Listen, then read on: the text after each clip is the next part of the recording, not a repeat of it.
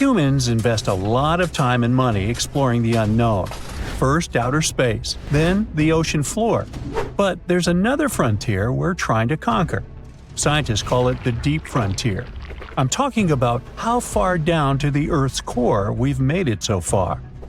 During the 60s, humans tried digging the deepest man-made hole on Earth. This took us deep into the Arctic Circle.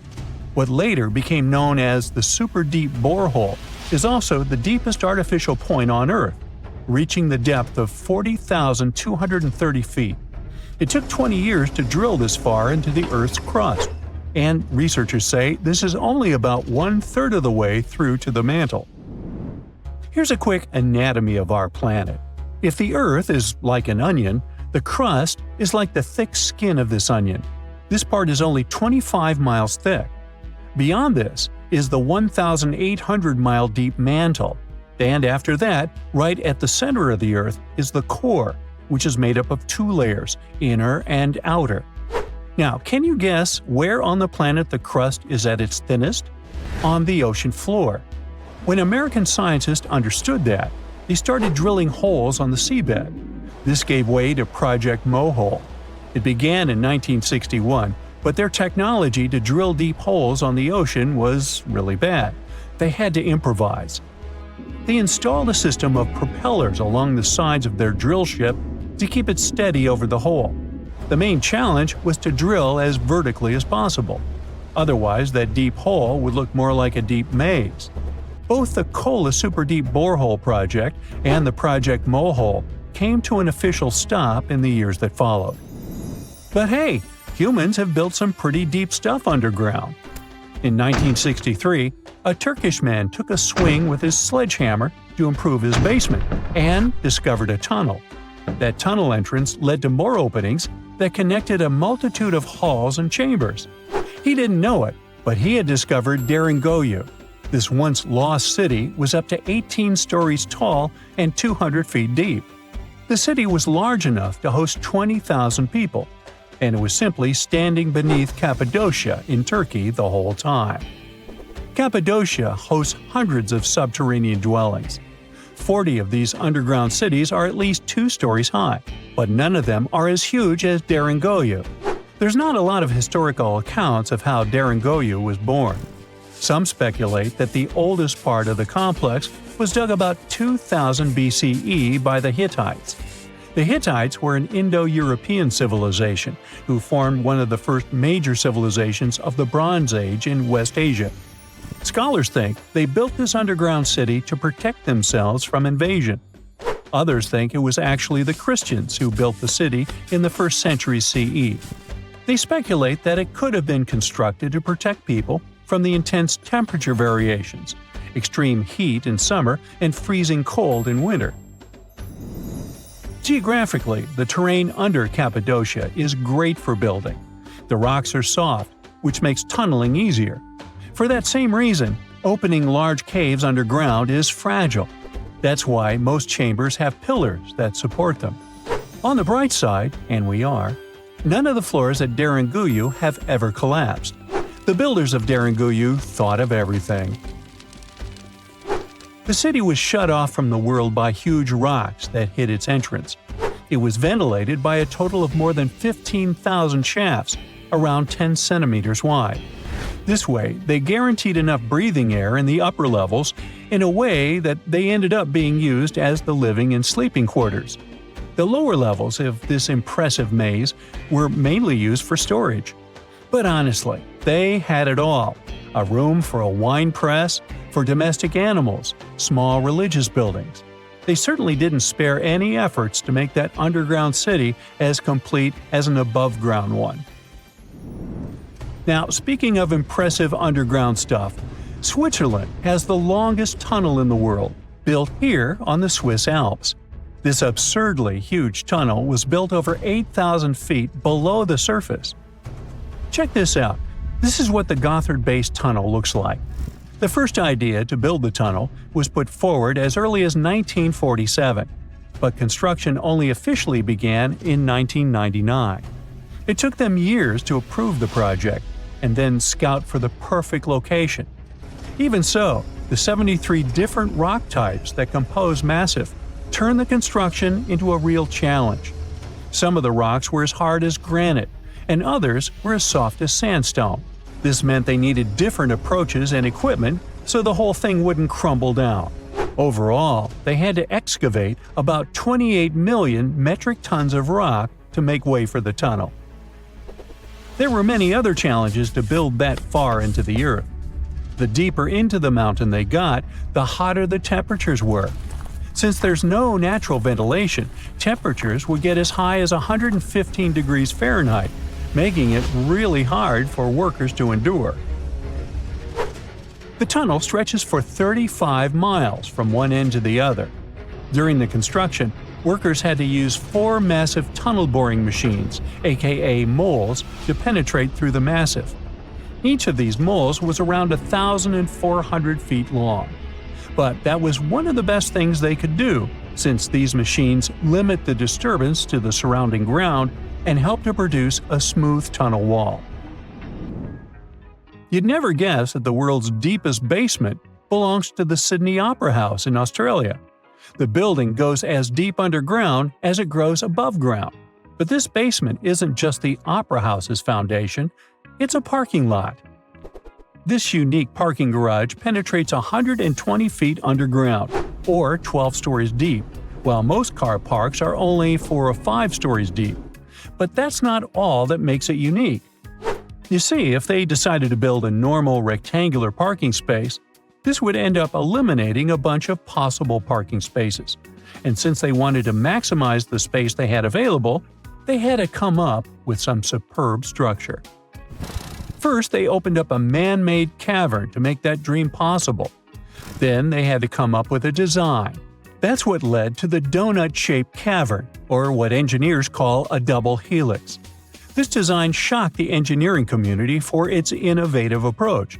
But hey, it worked! Today, there is space for over 1,000 cars down there, which seems about right for an opera house. Let's wow once again real quick. Some underground structures may take up to an hour to reach.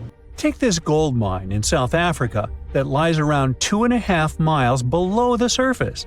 Yeah, you may think, hey, it's just a couple of miles, why does it take an hour to get there? But the conditions are hard and it's not for the weak. But Milan Ladina, an Ecuadorian runner, even completed a half marathon there, despite temperatures reaching 104 degrees Fahrenheit, high humidity at 80%, and an atmospheric pressure of 1.4, comparable to what divers experience 5 meters under the sea. Yikes.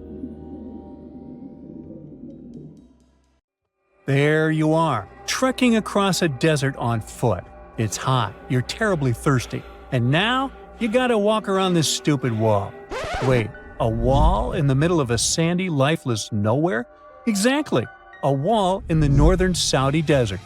Archaeologists have just made a super exciting discovery, and what they found was not just a single wall. No, it was a whole ancient walled city that might date back to 2400 BCE. They think this place was home to around 500 people and could have been used for 1,000 years. This discovery is groundbreaking. It means that the area could have been way more advanced than anyone expected.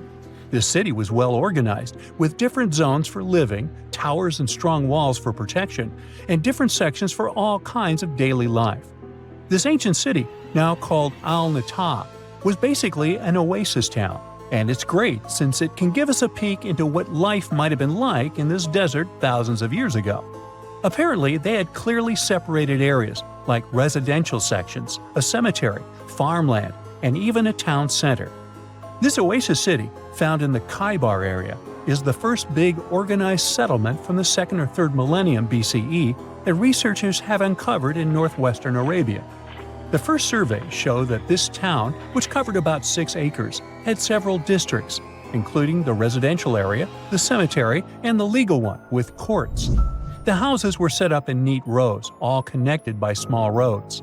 Those streets kept the residential area separate from the rest of the town. Back then, most people in this region were nomadic herders, always moving around. But archaeologists have been sure that during the Bronze Age, Northwest Arabia had small walled towns and oasis centers scattered across it. These connected oasis towns were unique, offering secure places for people to live, store goods, and trade. They started showing the beginnings of urban planning, which hints that people of that time were already starting to settle down and organize communities more seriously. The research team estimated that there were about 50 homes in Al-Natah, but that number could go up to 70 as they keep digging. They think that a few hundred people lived there, and probably one of the coolest things is that some houses went up to 3 stories tall. Built on a slope near a couple of major trade routes, this city was set up in a prime spot. Now, one of the most impressive things about this place is its water supply. The oasis had springs and aquifers, which are underground water sources, and such conditions were perfect for farming.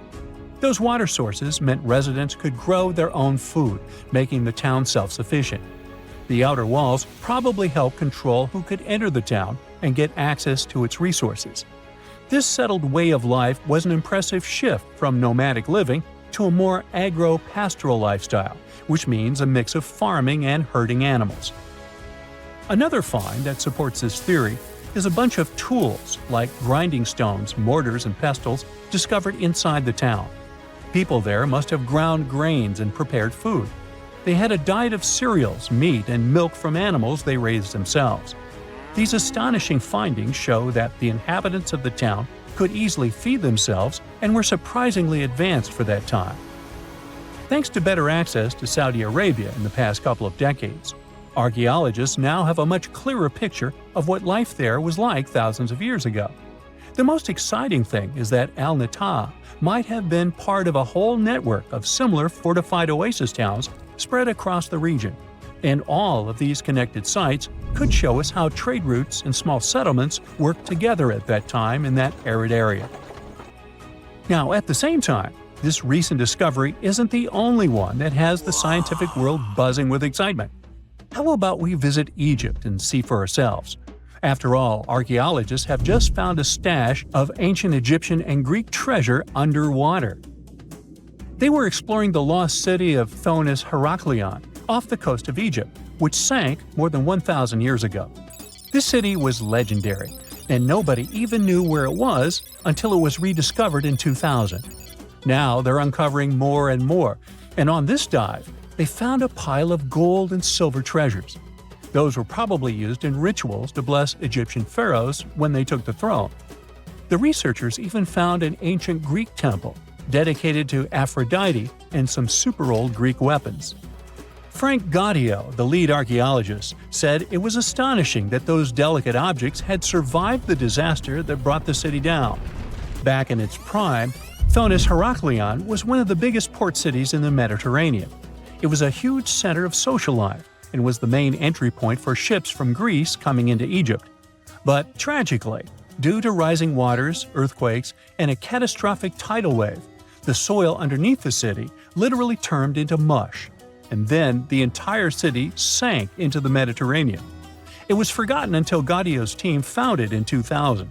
Since then, they've been uncovering new parts of the city and piecing together its history little by little. If a lost underwater city doesn't seem impressive enough, we can travel to the Amazon.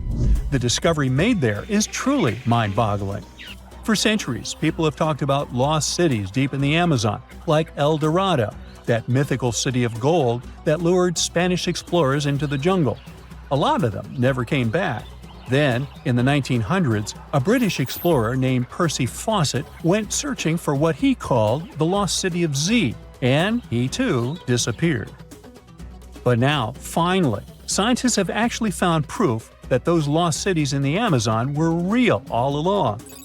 A team of scientists use a tech called LiDAR, which basically allows you to see through thick jungle from above by bouncing light beams off the ground. They flew over the jungle in Bolivia in a helicopter about 650 feet up and mapped out those hidden ancient cities. What they found were ruins of a huge urban settlement built by the Kasarabi people who lived there from 500 to 1400 CE. And it wasn't just a couple of buildings here and there.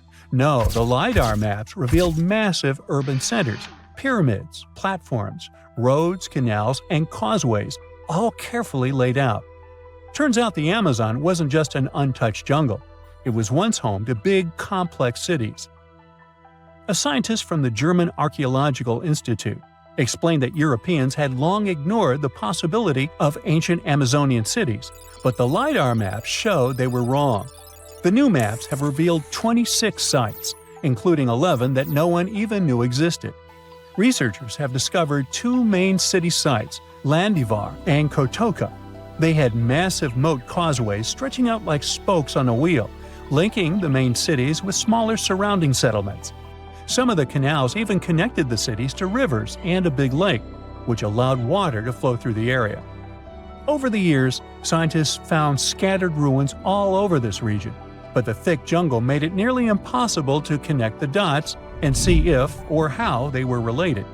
With LiDAR, the whole layout came to life, showing that those sites were part of a much larger, organized urban system. It's now also clear that the sites had a greater meaning, since everything is lined up in a way that could be symbolic of the spiritual beliefs of the inhabitants. The Khmer culture isn't as famous as the Maya, but they had a thriving society in an area that faced huge challenges, like yearly flooding. And although the nearby Andes had their own monumental sites, the Khmer were doing something absolutely unique. They even had reservoirs to store water, which suggests they might have been dealing with occasional droughts, which is pretty unusual for the Amazon. Actually, those terrible droughts could be why the Khmer eventually left their cities around 1400 CE. Now, let's assume that another species, whether humanoid or dolphin-like, could have existed millions of years ago. How do we find their traces?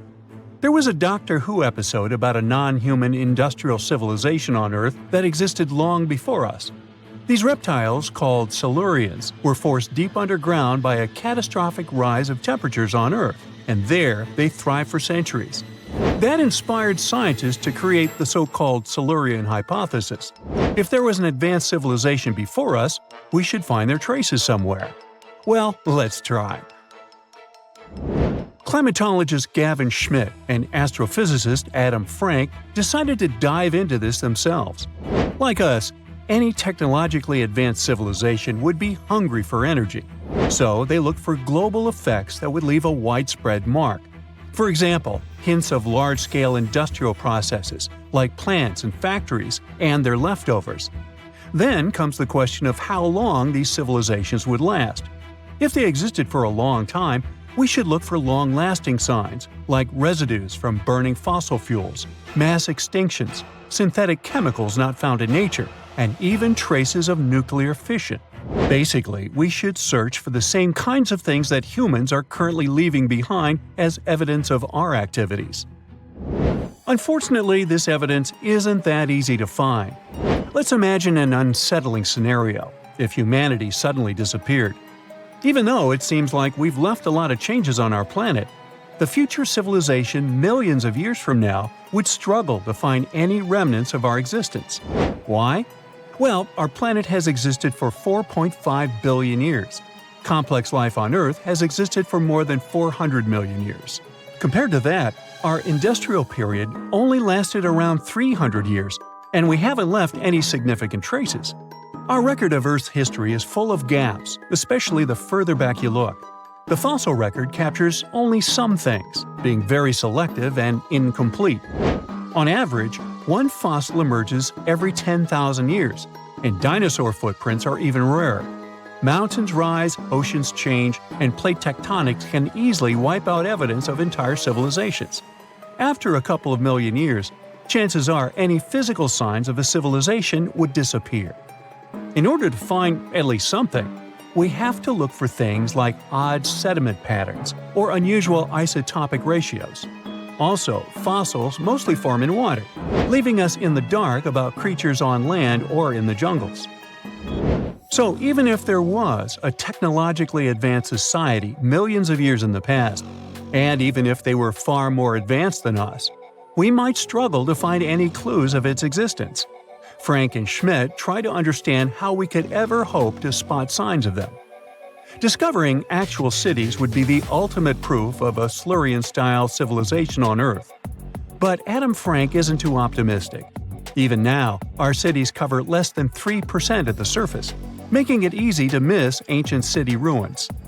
Whether a city survives over tens of millions of years depends on whether the land around it is sinking, getting locked into a rock, or rising, getting worn away by rain and wind. So, places like the French Quarter in New Orleans might have a better shot of making it into the geologic record than, say, Haight-Ashbury in San Francisco. When it comes to finding artifacts, the odds are pretty slim as well. No prehistoric iPhone would survive millions of years, fancy glass or not. Finding their fossilized remnants might be a bit more promising, but it's still tricky. Considering modern humans have only been around for about 100,000 years, it's quite possible that we might overlook any traces of an earlier advanced species. There is one thing, though. We could stumble upon their traces in rocks. Our current chaotic era might leave a distinct mark on the Earth's geological history, especially since we're basically experiencing PTM 2.0. I'll get to that in a moment. So they try to look at the changes in the carbon cycle. Humans have been releasing a lot of fossil carbon since the 18th century. This leaves a special mark in the carbon isotope ratio, like a signature that shows the difference between carbon in living things, such as seashells, and carbon in lifeless volcanic rock.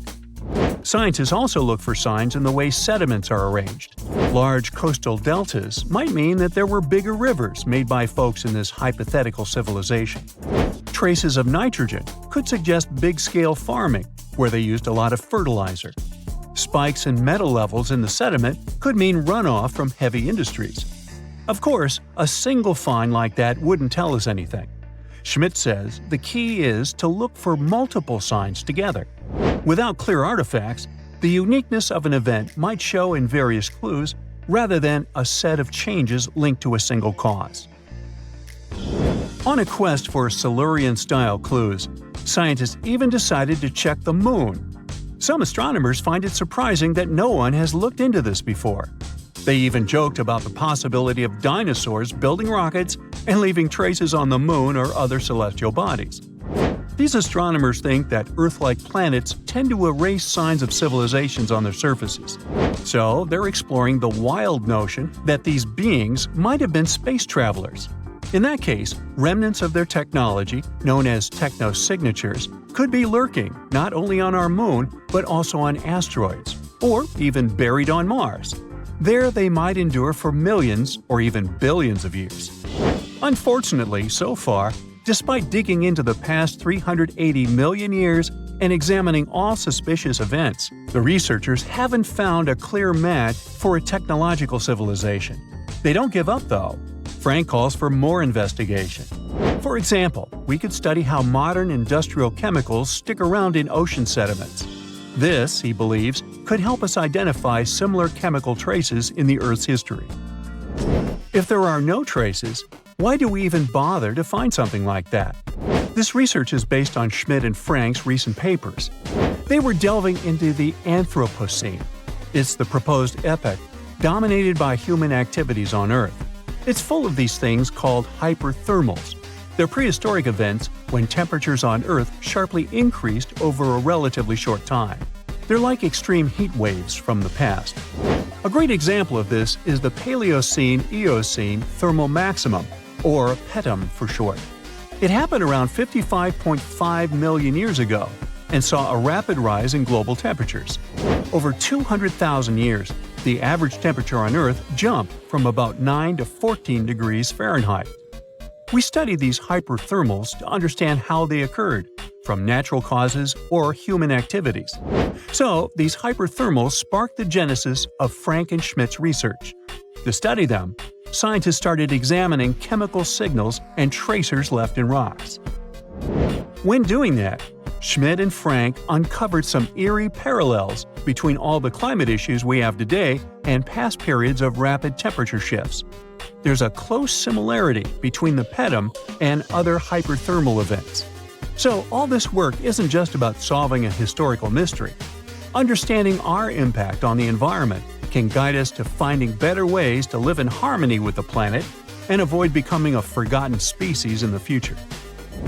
Our Milky Way is filled with lots of planets that could be just right for life, but we don't know if there are other civilizations out there. Earth is the only place we know of with living beings. About 200 years ago, people wondered if there might be civilizations on Mars. Back then, it was a real question. But once we got pictures from space probes, we decided there wasn't any evidence for it, and that idea got stuck in our minds. Now, it's not even considered a valid topic for serious science. It's seen as kind of silly. But no one has set clear limits on what could have happened on our own planet a really long time ago. So, even if there is no proof, we shouldn't throw away the possibility. Don't forget, it took humanity a while to recognize dinosaurs. Maybe Silurians are just patiently waiting for their time. Strange and amazing items are discovered often, but figuring out what our ancestors were up to is pretty tough. Especially when all you have are just some rusty cups and cave drawings. It's no surprise that even the experts in lab coats sometimes make mistakes. But it's not just about dusty plates and huge stones. Sometimes there's even humans with large heads. So grab your digging tools and let's travel back to ancient times to explore incredible societies that even scientists can't fully explain. Sardinia may look idyllic now, but I'm not gonna lie, I wouldn't fancy visiting it 3,000 years ago. Rumor has it, terrible giants roamed around this island back then. People even talk about finding human skeletons over 13 feet tall there, although nobody's ever shown anything to prove it. But the stories will make you wonder because some weird stuff has definitely happened. In 1974, over 5,000 pieces of broken stone artifacts were found in a part of the island called Monte Prama, but instead of being displayed in a museum, they were locked up in an underground vault for about 30 years. Sounds a bit suspicious, doesn't it? When they were finally displaced in 2005, scientists put the pieces together to find statues of 38 giant men standing 8 feet tall. Not quite as tall as the legendary skeletons, but still pretty huge. It's thought these statues were made by the Nuragic people, who lived on the island a long time ago. Besides giant statues, they also built over 8,000 massive stone buildings. Perhaps Nuragic weren't giants themselves, but they definitely liked their things big. I do too. I like a big number of likes on our videos. That would be pretty great. Thank you if you liked this and subscribed.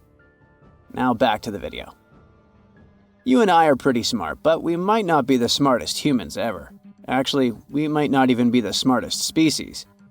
Since 1913, some skull fossils found in South Africa have hinted at a possibly smarter contender called Boscop man.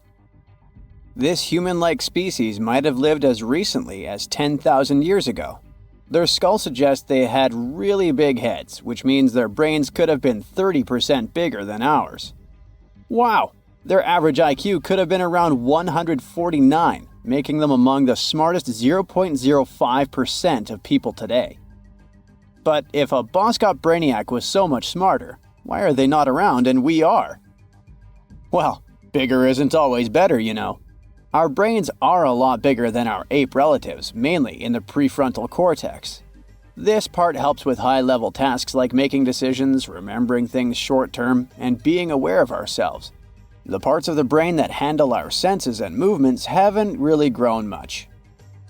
So, maybe the Boscop spent too much time dwelling on the past rather than doing practical things like hunting. But this is all just guessing. We really don't know what happened to these clever cousins of ours. Some people even argue that Boscops weren't any different from us, with the only evidence being parts of skulls. The jungle is huge. Did you know the Amazon rainforest is home to about 30% of all the world's plant and animal species? That's impressive. However, the history of one native species, humans, has long puzzled scientists. The mysterious Kasarabe people lived here for hundreds of years and then vanished around 1400 AD. People thought the Amazon only had a few scattered tribes, but recently we discovered big, unusual shapes in the ground called geoglyphs. These might look like simple shallow ditches, but they're actually the remains of a vast civilization that spread over 5,000 square miles and includes about 450 markings, some as wide as 1,300 feet. That's insane! They likely contained ceremonial buildings and could have hosted up to 1 million people as recently as 550 years ago. Thanks to new technology like LiDAR, which uses a safe laser to map the forest without harming it, we can explore deeper. In 2019, some scans showed miles of raised roads and pathways and even pyramids over 70 feet tall. They found 26 separate settlements, 2 of which were at least 250 acres each. Damn, that's like 330 soccer fields. It's not certain what happened to the Kasarabi people. Maybe European conquistadors drove them out. Maybe the most baffling ancient civilization is one we've never actually found a trace of. Yep, I'm talking about Atlantis, the grand city that supposedly sank into the ocean. The first mentions of Atlantis come from the ancient Greek philosopher Plato, who talked about a great city near the Strait of Gibraltar. But for ages, everyone just thought Plato made up Atlantis as a perfect version of his own Athens. So why, about 12,000 years after it supposedly vanished, do we still wonder if it might be real? Well, in the 19th century, U.S. Congressman Ignatius Donnelly wrote a book giving 13 reasons why he thought Atlantis was more than just a myth. Then, in 1965, some folks thought they actually found Atlantis when they discovered the Richat structure, a massive 25-mile-wide dome in Mauritania, Africa. It's so big that you can see the whole thing from space. 2 astronauts flying over the Sahara Desert spotted this giant eye staring back at them and thought they'd made the discovery of a lifetime. Unfortunately, there's no solid evidence linking this structure to Atlantis. It's believed to have formed from volcanic activity about 100 million years ago. But it does look suspicious, doesn't it? Still, we're no closer to knowing the truth. Imagine going back to about 3,300 BCE and finding yourself in South Asia. Welcome to the Harappan civilization. These people were way ahead of their time. They had cities like Harappa and Mohenjo-Daro, complete with baked brick houses, sophisticated drainage systems, and even public baths. This place might have had over 5 million people, making it one of the densest regions at the time. They also invented a system of standardized weights that was incredibly useful for traders. And trading they did. These people had connections stretching all the way to the Middle East, thanks to their great skills in metallurgy. They even had a form of ancient branding. The seals were used to stamp clay on trade goods. Despite being so advanced with a thriving urban life, there's a whole bunch of mystery shrouding their language and script. We've got bits and pieces of their writing, but no one's deciphered them yet, even with all the technology we have today. We also still don't know how exactly their society worked. It looks like they didn't flaunt their social status as much as other civilizations. No grand palaces or massive monuments. Instead, their largest buildings might have been granaries. They sure were practical. Unfortunately, all good things must come to an end. Around 1800 BCE, this bustling civilization started to decline, possibly due to shifts in river patterns. As the environment changed, the Harappans packed up, moving towards more hospitable lands.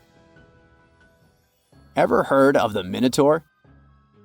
The beast with a bull's head and a man's body, hunting the bravest travelers in a massive maze. Well, this wasn't just any old tale. It was one of the most popular dramas of the ancient world. And it was inspired by this place, the island of Crete. The Minoans lived here during the Bronze Age. They had stunning palaces, amazing frescoes, and a culture so rich it still fascinates historians to this day. They built places like Knossos, which was so complex with its multi-story buildings and elaborate hallways that it might have inspired the whole labyrinth myth. Their engineering was so ahead of its time that even their drainage systems were more advanced than what many of us have today. Let me know in the comments which of these stories you find the most fascinating, and thanks for watching. You're walking down the street. You see a strange-looking antique shop called ageless trinkets of Mr. Bright. You're curious, so you enter there. You take a look at all the weird stuff. Suddenly, an old folded parchment paper catches your attention. It's a world map, but something's off with it. Instead of showing the countries as you know them, it shows the locations of 4 mythical lost worlds and civilizations. Mr. Bright, the shop owner, comes next to you after realizing your shock.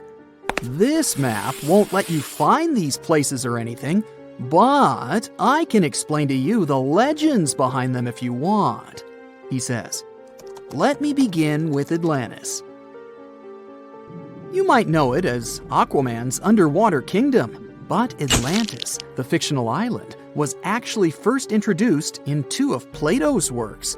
According to him, Atlantis was a highly advanced civilization that existed about 9,000 years before his own time, and its story had been passed down by poets, authors, and others. He wrote about Atlantis and its citizens to give a moral lesson and to teach about the dangers of arrogance, as well as the eventual downfall of those who are after too much power. In his dialogues, Plato stated that Atlantis was a great and powerful empire that was respected in all parts of the world. It was founded by beings who were half deities and half human, and became a great naval power after a while. Being an island filled with gold, silver, and other precious metals certainly helped their case. But besides that, it was also known for its breathtaking architecture and state-of-the-art technology, as well as its countless rare and exotic wild animals. Atlanteans were proud of their great achievements and the perfection of their civilization, but their excessive pride was going to bring their downfall. They believed they were so superior that they could gain control over any nation. This led them to launch a series of invasions. They conquered many of the Mediterranean lands, but when it was time to enter Athens, Athenians pushed back with an extraordinary force, so the Atlanteans were finally defeated. Plato stated that deities then got angry at Atlanteans because of how wicked, greedy, and immoral they became. So they punished them by sending earthquakes, which caused Atlantis to sink beneath the sea. Although the earliest written records of Atlantis were Plato's works, some people still believed his story to be based on truth and tried to identify the island of Atlantis with actual countries. Some people suggested it may have been located in the Mediterranean Sea, near the coast of Spain or Italy. Others thought it may have been located in the Caribbean, off the coast of Central or South America, but there was no solid evidence to support any of these claims. One theory, in particular, seemed more plausible than the others, though. Located in the Aegean Sea, the island of Santorini was the home of a highly advanced Minoan society. However, due to a huge volcanic eruption, it was destroyed about 3,600 years ago, causing the Minoan civilization to suddenly disappear.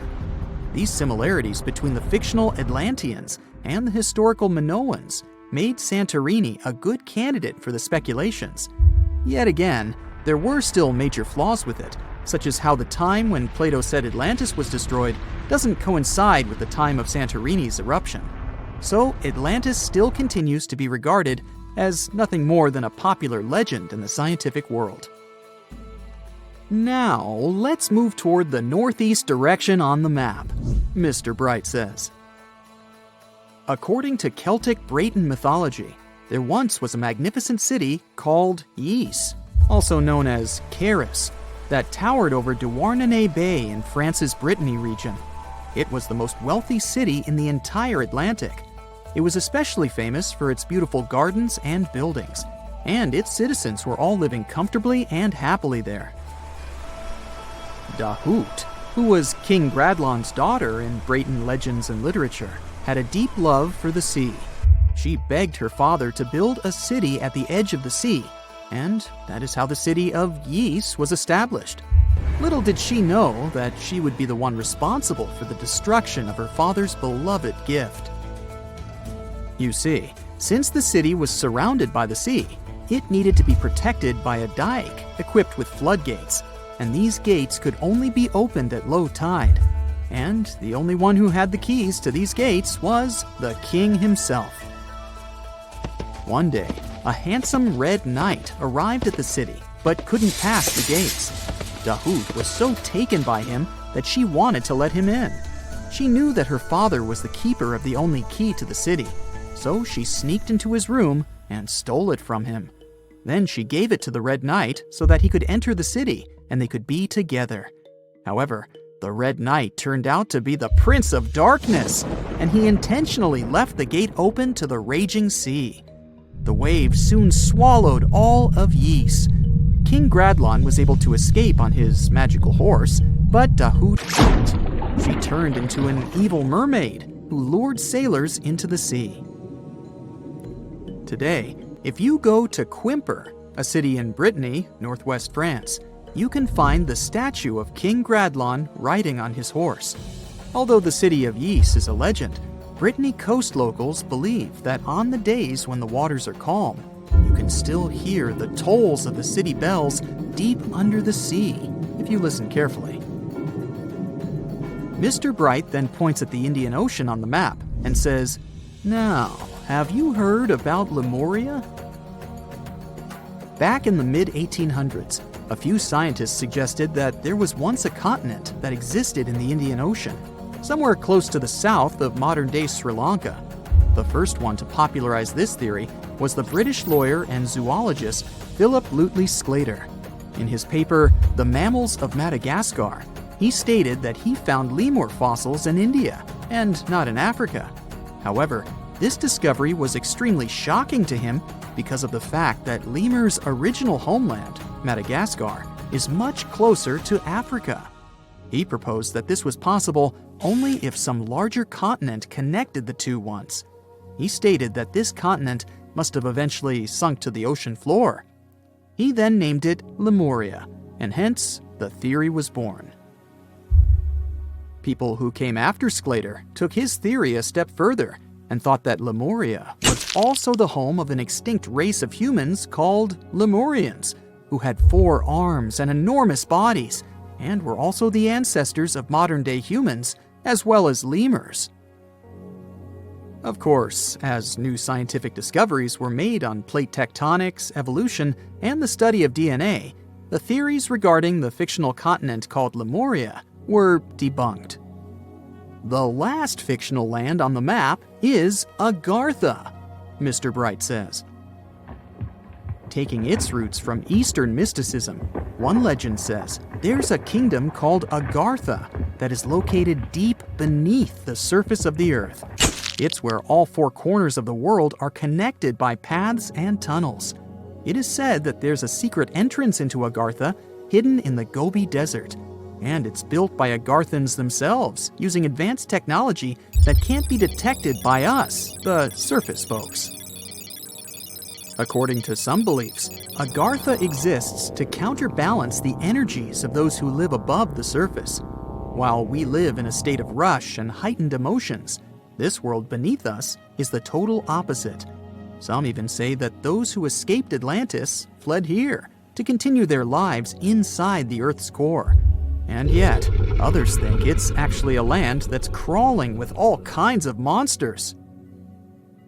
But there's no need to be scared, since modern science proved Earth's core is not actually hollow and is a solid hot iron ball. So you can cancel your journey plans to the center of the Earth if you've made any. Thanks, Mr. Bright. At some point in its long and very interesting history, our dear planet Earth was sort of snoozing, just doing its planetary thing, spinning around the sun. And then, bam, life starts getting fancy. Plants and animals start strutting their stuff, showing off their complexity.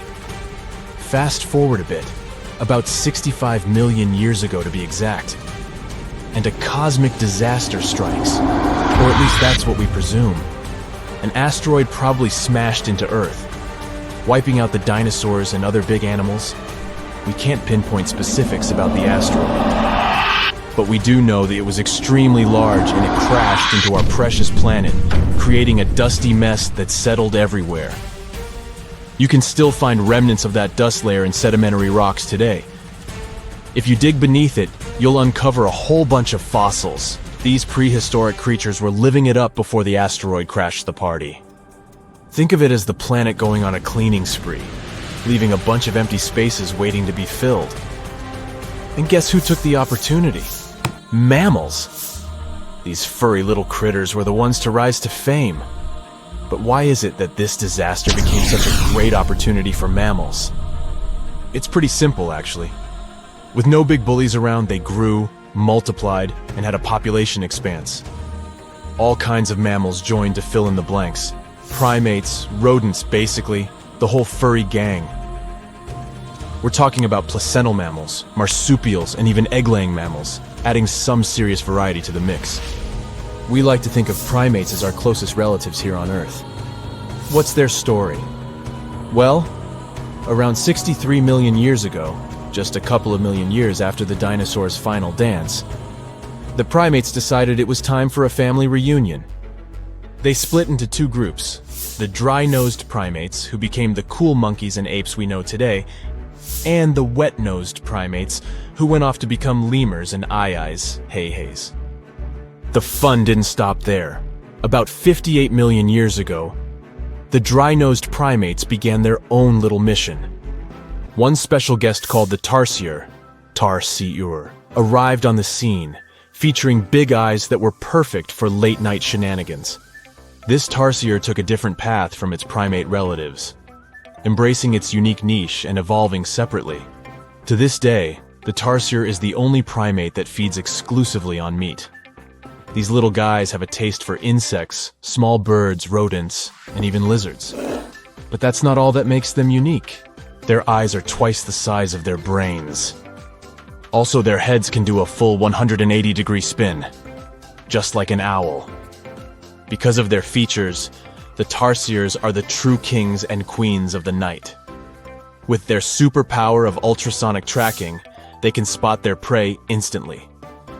Plus, their legs and feet are like springs ready to launch them into action. They've got this special ankle bone called the tarsus, which gives them those epic leaping skills. Hence the name, if you were wondering. But let's leave these little critters to rest and get back to our story, shall we? About 55 million years ago, the Earth cranked up the heat, literally. This sudden hot pod was a bit too much for many deep ocean dwellers and plants to handle, and they bid their farewells. But hey, every goodbye is an opportunity for something new, right? The oceanic mammals known as cetaceans, saw their chance and took it. They splashed into those empty niches, becoming the rulers of the sea. In this category of creatures, you can find the blue whale and the dolphin. A special primate guest made an appearance around 47 million years ago. Scientists now affectionately call the fossil of such a creature Ida. This little wonder caused quite a stir, initially hailed as the missing link in human evolution. But here's the hilarious part. It turned out Ida was not one of us dry-nosed primates, but a cheeky wet-nosed one. Moving forward to 40 million years ago. This is when another big event happened in the primate world. The New World monkeys, our distant cousins, decided to take a different path and branch off from our lineage of Old World monkeys. They packed their bags and set off to conquer South America, where they're still living it up today. What's the difference between the two, you might ask? Well, one crucial thing that sets them apart is the fact that the Old World monkeys had nostrils that pointed downwards. Around 25 million years ago, another troop of apes entered the scene, and these guys had something special, the lack of a tail. These unique creatures would go on to become our closest relatives. We're talking apes and great apes, the cool gang who share a whole lot of genetic similarities with us. The first ape to break free from the monkey madness was the gibbon. About 18 million years ago is when this little acrobat swung into the picture. A few million years later, the great apes made their grand entrance too. Orangutans were the pioneers, venturing into the wilds of southern Asia. We're getting closer and closer to the present. It was 7 million years ago when the great apes took a major fork in the evolutionary road. One path led to our ancestors, the future Homo sapiens, and the other path led to chimpanzees and bonobos. These two primate branches remained united for a few million years before finally going their separate ways. 5.6 million years ago, a game-changing ape, called Ardipithecus, made its way into our evolutionary history. It had a special talent, bipedalism. That's right, this was one of the first apes to walk on 2 feet, probably making its primate buddies raise an eyebrow or two. The real showstoppers, however, arrived around 4 million years ago, the Australopithecus crew. These were the earliest members of the Hominina hominina subtribe, our tribe. What made them so special? Well, probably the fact that they brought some serious tools to the game. Stone tools, to be precise. It seems that at some point in their evolution, these clever primates started using stones to make their lives easier.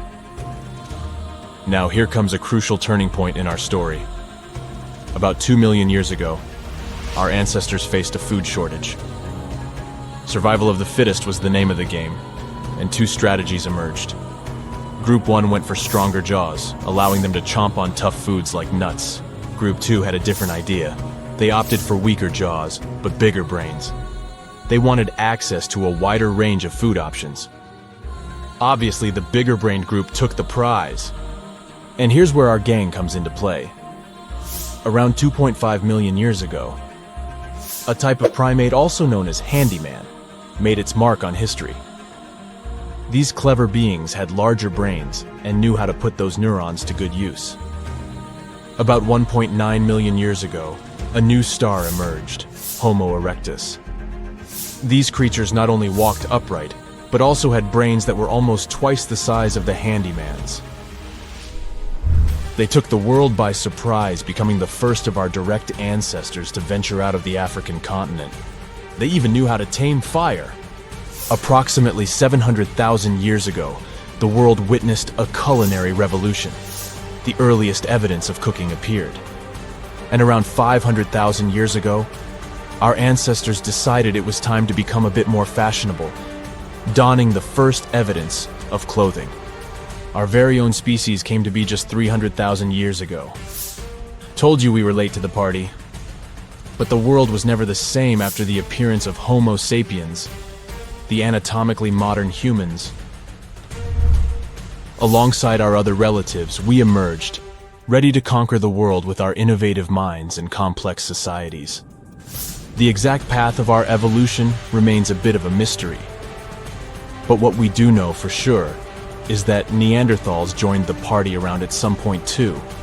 As Homo sapiens flourished, so did our capacity for language. Modern speech is believed to have emerged almost hand in hand with our species.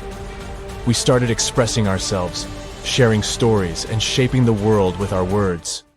So, there you have it.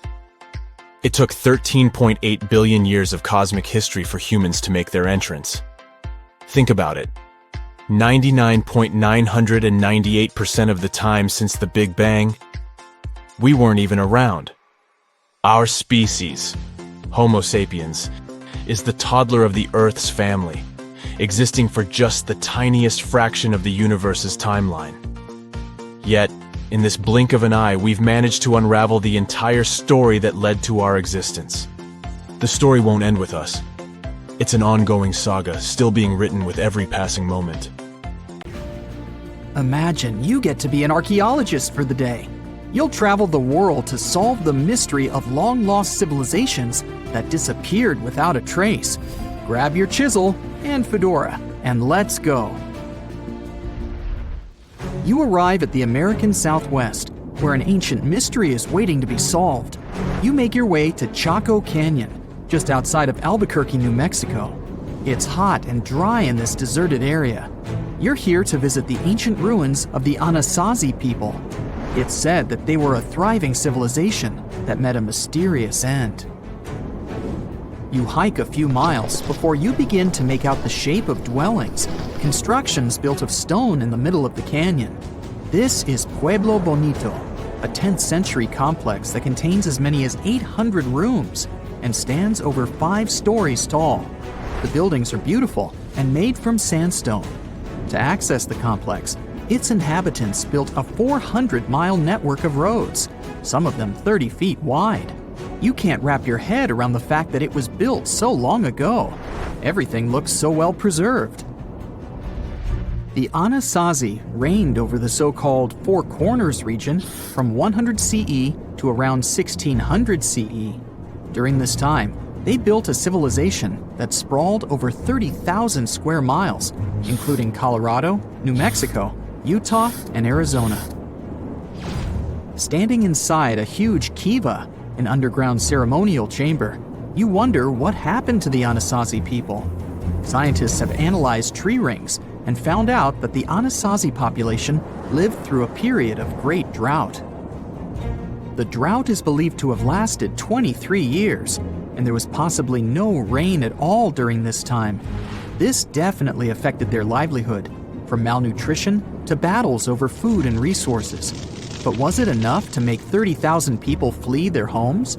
Researchers say these people left their homes with their belongings still in place. Ladles were left in ceramic bowls. Granaries were full of supplies. It was as if they intended to return, but never had the chance to come back. For many years, archaeologists have believed that the drought was the reason for the disappearance of this thriving society. But there's other evidence that shows a different story. Anthropologists say that the ancestral Puebloans, as they are also called, were an exemplary population. They were peaceful and lived together in harmony. But that's not what their architecture shows. They isolated themselves from the rest of the world by building their settlements so high on top of cliffs. And they built walls and other security structures in order to protect themselves. What were they so afraid of? Recently, archaeologists began to study bone fossils of the ancestral Puebloans, and they found evidence that suggests that toward the end of their civilization, things might have gotten pretty bad. Evidence shows that local leaders were ruling using fear-based methods. Severe punishment started to be inflicted on those who did not follow their strict rules. Why this happened is still a mystery, and you might need many other excavation trips to find out the truth.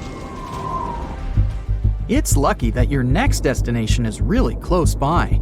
Still in New Mexico, you'll visit the Blackwater Draw. It's a national prehistoric site that holds the story of the Clovis people.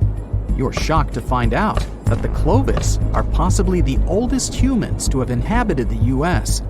They were the first humans to allegedly cross the Bering Strait and follow the ice-free trails down to the U.S.'s southern plains.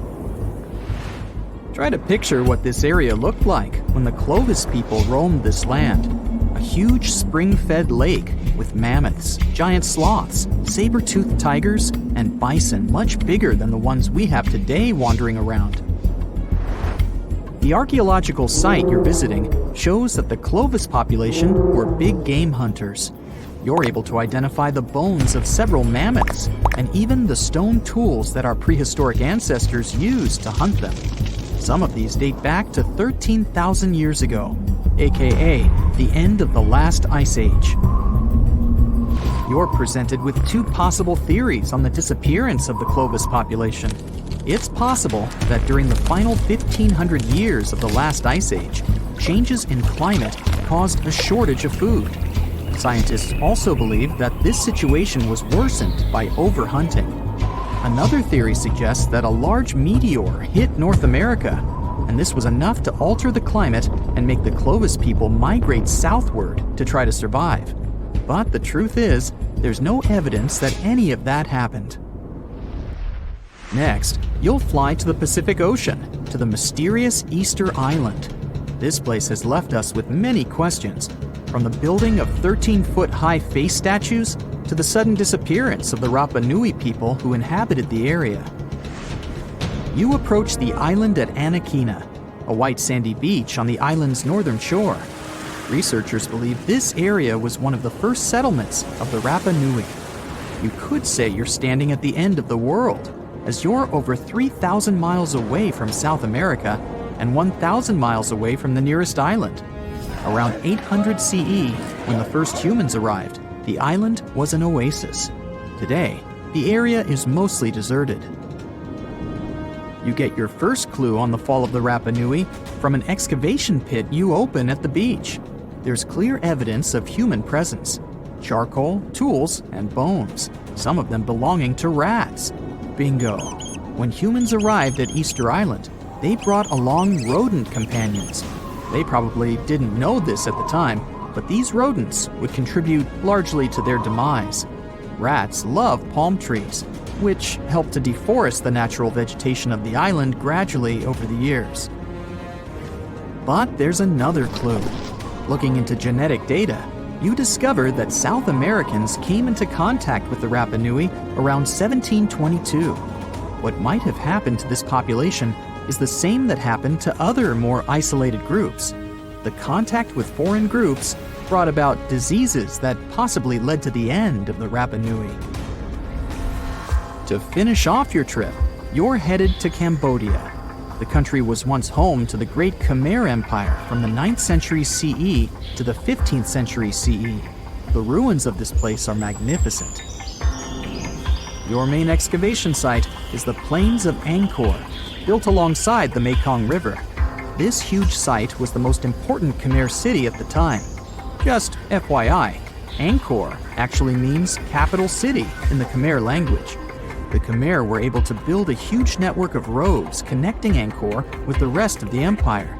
And it's believed that up to 1 million people were spread throughout the Khmer Empire at its peak days. It was the largest pre-industrial city in the entire world. It's comparable in size to modern-day Los Angeles, just so you can get an idea. The Khmers were also master builders and engineers. They managed to build a complex irrigation system that helped their rice farming through the centuries. And to connect their cities, they built almost 500 miles of intricate highways and bridges. Oh, and not to mention the complex architecture of their religious buildings, such as Angkor Wat, one of today's most visited tourist sites in Cambodia. It took over 30 years to build, and it spreads over almost 500 acres. Back in the day, its towers were probably decorated with gold.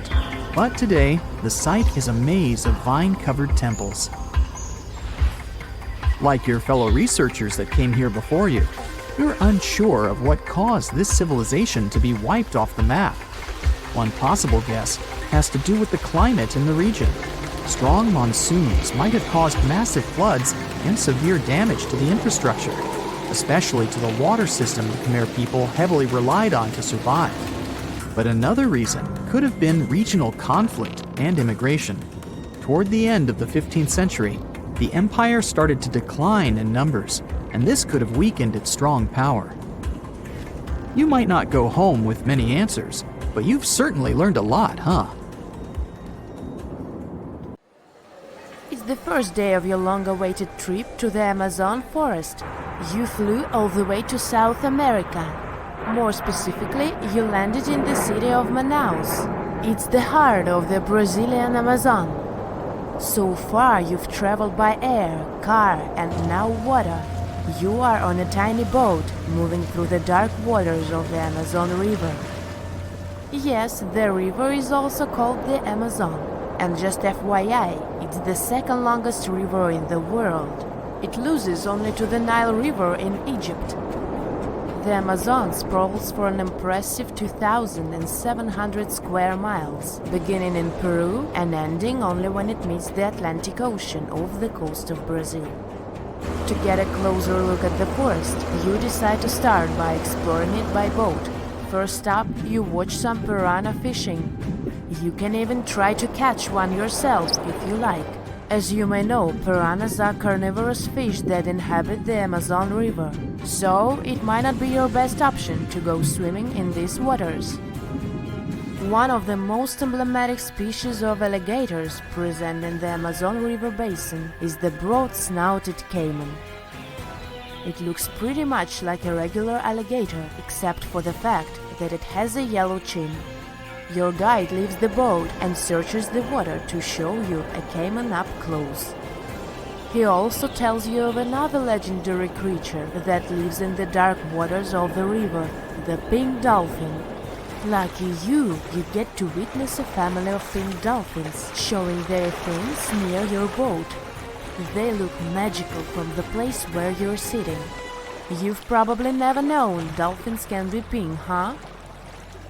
After a few mesmerizing moments, you discover that the dolphin's pink color is nothing but an illusion. The animals are originally pinkish-gray, but due to the brown colors of the Amazon River, they look vivid pink when you stare at them from above. Your guide tells you that the pink dolphin is a central character of Brazilian folklore. Locals believe that the pink dolphins can turn into humans and wander off into towns at night. You get off your boat near one of the entrances to the forest. Now you're going to continue your trip on foot. Your guide says that you are venturing into very dangerous terrain. The Amazon is home to some of the creepiest species of wildlife on the globe. But don't worry, we'll get to see a lot of them today. You've come prepared, of course. Bug spray, a raincoat, and your sharp eyes. Inside the jungle, you need to be alert at all times. You may have heard legends of the anaconda, a snake that can swallow animals as big as a cow in one go. Sorry to break it to you, but those are not just legends. Reptiles like these do actually exist. They live deep in the jungle. Is it right there, moving between the trees? Is it a spider? The so-called Goliath bird-eater is a monster spider. Its legs can grow up to a foot in length, and the spider itself can weigh around 6 ounces. It's also known as the king of tarantulas. You shouldn't get too close, of course. It's not venomous to humans, but its bite can surely sting. As its name suggests, the Goliath bird-eater can even eat birds, as long as they are smaller than it is. Up next, you run into another species of spider that draws your attention. This one is so tiny that you almost don't see it. It's known by the popular name of the decoy spider. You see one of its creations, a gigantic spider built by the tiny Clovis spider in order to scare off large predators. This is as amazing as it is creepy. A spider that uses the remains of other insects and dry leaves to create the image of a large spider on its web. If it fools predators, perfect! But to us humans, this work of art looks almost endearing. Who knew there were artists in the arachnid world? Near a small lake, you witness a unique scene. A large snake is slowly slithering its way toward a lizard that is resting on a rock.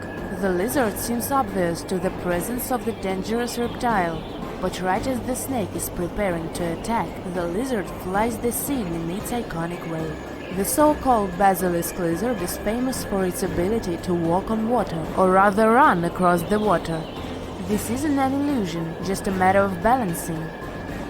The small lizard moves its legs on top of the water very fast, while its long tail serves as a counterweight. I wish I could do that. If you've ever wondered what a frog looks like on the inside, you've come to the right place. Right in front of your eyes, there is a rare local species of frog. It's known as the glass frog. This species of amphibian has a type of transparent skin that is completely see-through. In other words, you can see the frog's interior with astounding clarity. It's as if you had X-ray vision. Moving on with your journey, soon you come across a pond. Floating on its water is probably the biggest water lily you've ever seen in your life. These huge plants are also known as the Victoria Amazonica. They can measure up to 8 feet across and hold the weight of a grown-up person. But I wouldn't recommend trying to climb on it if I were you, just cause, you know, it's the Amazon forest we're talking about. The wildlife here is amazing, but the forest itself is also a sight. There are over 80,000 species of plants and trees grown in the Amazon rainforest. In fact, you can find 10% of all the world's wildlife in this jungle. An estimated 400 billion trees grow on the gigantic area the forest occupies. Of course, this place is bound to be biodiverse, right? You won't be able to witness this phenomenon during your trip, but your guide tells you about a unique species of tree that is famous for being able to walk. Yep, you've heard correctly. There are walking trees in the Amazon rainforest. They don't have legs or anything like that, but they do move around in search of better lighting conditions. The Amazon canopy is so thick that only 1% of sunlight can reach the forest floor. Because of this, some trees end up getting less sunlight than others. The so-called walking palm trees seem to be adapted to this situation. They grow new roots, which helps them move for 1 to 2 inches per day. They can walk up to 65 feet per year. Maybe that's what inspired John Ronald Reuel Tolkien to create ants, huh? Those are pretty similar tree beings that roam freely around the world. I kid you not, it's not only wildlife that inhabits the Amazon. Actually, over 30 million people live in the forest. And there are also ancient settlements that scientists believe to have been thriving there. And I'm not talking about El Dorado, that's just a myth. But in 2018, a groundbreaking study showed that up to 1 million people probably inhabited the Amazon, between 1250 and 1500 CE. Can you imagine that? Working alongside local indigenous people, researchers from the University of Florida found several mounds in the Amazon. Besides these mounds, they also discovered interesting ditches and geoglyphs. After mapping all of these recurring mounds, scientists understood that this was a sign of an ancient settlement. They found remnants of carefully designed walls centered around plazas. This could only mean that these ancient cities were big and could host hundreds of thousands of people. These findings brought back the idea that the Amazon could have been home to thriving civilizations way before the Europeans arrived there. But rather than cities drenched in gold, they were simply well-developed agricultural societies. The unanswered mysteries surrounding ancient civilizations have been a source of inspiration for many conspiracy theorists. In fact, some of these mysteries are so interesting that many of us either already believe them or would like to. One thing is for sure though, none of those thousands of conspiracy theories have ever been, classified. Or have they? We're all aware that the CIA has done some questionable things throughout history for the sake of national security, but you wouldn't expect a book to be both a national and international threat. The CIA recently declassified parts of a book that talks about lost ancient civilizations and the catastrophic events that made them vanish thousands of years ago. This mysterious book was written in 1963 by a guy named Chan Thomas, and it was going to be published by Emerson House in 1965 until the CIA got involved. For some mysterious reason, they classified the book, and it was never released to the public until recently. But here's where it gets interesting. The book was declassified in 2013 due to the Freedom of Information Act, but it wasn't released to the public until 2016. And what was released truly raises a few questions. The original version of this document was 284 pages long, but the PDF essay that was released was heavily censored, with just 57 pages, which makes it 1/5 of the whole document. The pages were edited before they were released to the public in such a way that you wouldn't even notice that the other pages were missing. Now, no one really knows why this book was classified in the first place, but it has some interesting content from what I've gathered. The author of the book had quite the imagination and a huge love for ancient civilizations. And even though what he had to say is very thought-provoking, some of it is just bizarre.